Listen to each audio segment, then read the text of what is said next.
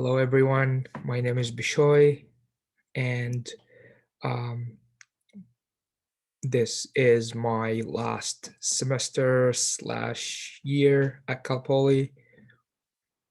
I have two classes left after the semester, which I'm hoping to get the chance to take over the summer, and that'll be it.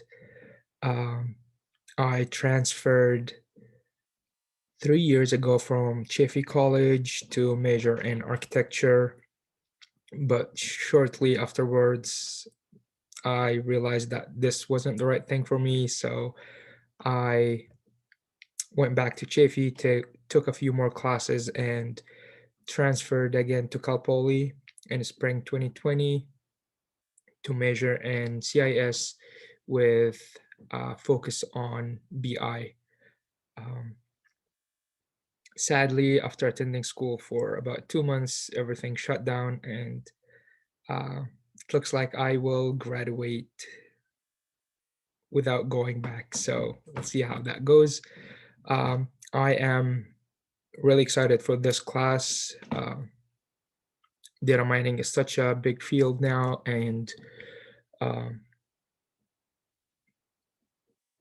we are getting to learn a lot of cool tools that will be required um, or will be highly recommended to have when applying for a job. Um, so I believe that's it for the introduction. I can share some of my hobbies. I am into cars. I have a 2015 GTI, which I've modified. Um, it's a fun little toy. And also lately, I got into electric scootering, so that's also been fun.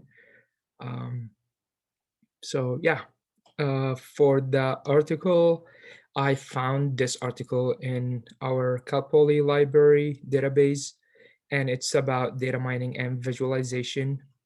And the word visualization grabbed my attention because as I was looking at our schedule, I believe we will be working with visualization in week 4, I believe. Um, yep. So I was able to go through this article, and it was super helpful. They mainly talked about how data mining is turning from only just working with data into creating more um, visualization, because data mining is being used, not just by data scientists, it's being used everywhere. Talking about businesses, um, government, schools, all of that. Um, so most people do not really um, learn a lot from looking at data. So being able to watch some graphs, images, pictures, and even in this article, they were saying that they use visualization, like that comes out from data, to create new data that can be used and that can be helpful. They also talked about how um, beneficial it is to have visualization when it comes to data mining. It will make it easier for people to learn, people who do not know much about data and do not know much about seeing patterns. Um, and also with visuals,